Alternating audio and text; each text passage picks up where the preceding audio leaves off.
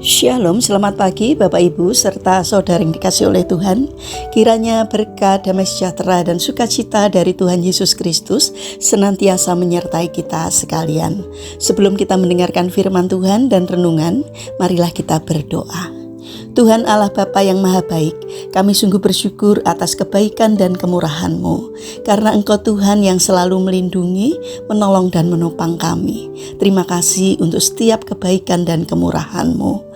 Jika saat ini kami akan mendengarkan firman-Mu, urapilah kami dengan Roh Kudus-Mu, agar kami dapat mengerti dan memahami apa yang Tuhan sampaikan kepada kami. Mampukan kami untuk menjadi anak-anak-Mu yang mentaati firman-Mu. Terima kasih Tuhan, di dalam nama Tuhan Yesus Kristus kami sambut berkat firman-Mu. Amin. Bapak Ibu serta saudara yang terkasih, bacaan firman Tuhan saat ini diambil dari TB2, Kitab Amsal pasal 29 ayat 23. Demikianlah sabda Tuhan. Keangkuhan merendahkan orang, tetapi orang yang rendah hati menerima pujian. Tema renungan saat ini adalah saat dibutakan oleh kesombongan.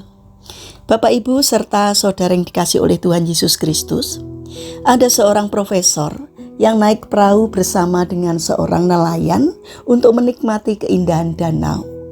Dengan bangga profesor itu bertanya, "Apakah engkau pernah belajar ilmu fisika tentang energi angin dan matahari?"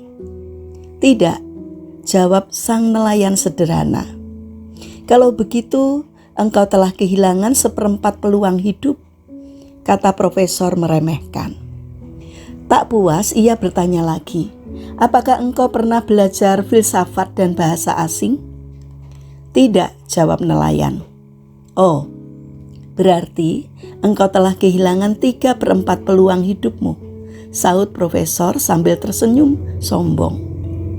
Tiba-tiba angin kencang bertiup, perahu mulai oleng, air masuk dan situasi menjadi mencekam.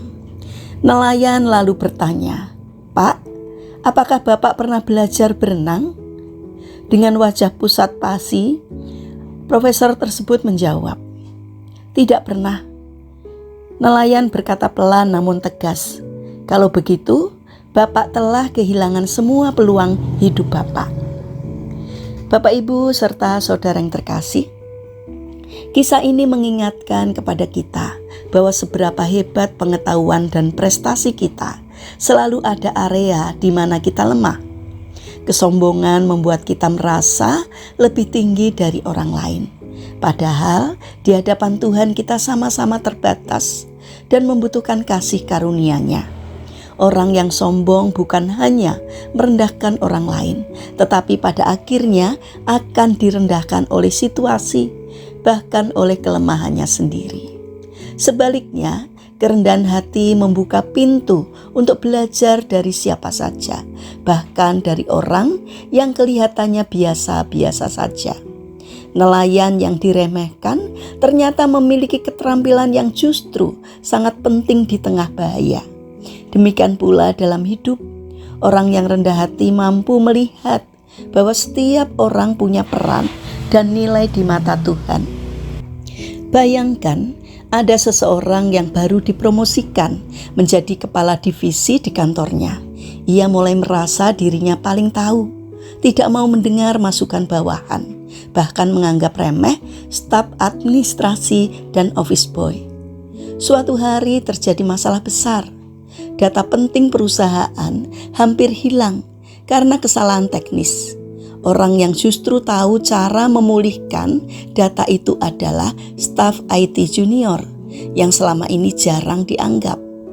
Saat itu sang kepala divisi mau tidak mau harus merendahkan hati, meminta tolong dan mengakui bahwa ia tidak bisa mengandalkan dirinya sendiri.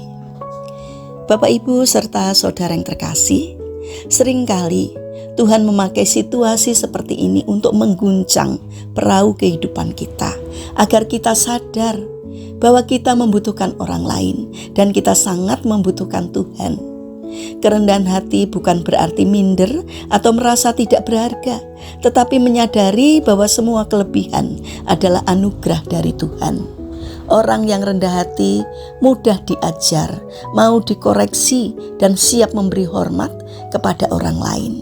Firman Tuhan berkata, keangkuhan merendahkan orang, tetapi orang yang rendah hati menerima pujian.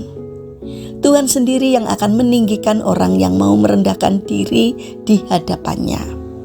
Mari kita belajar untuk tidak menyombongkan diri, karena sesungguhnya tanpa Tuhan kita tidak bisa berbuat apa-apa. Mari kita berdoa. Mari kita berdoa. Tuhan Yesus yang Maha Baik, ajarilah kami untuk memiliki kerendahan hati yang sejati. Ampuni jika selama ini kami sering menyombongkan diri dan meremehkan orang lain.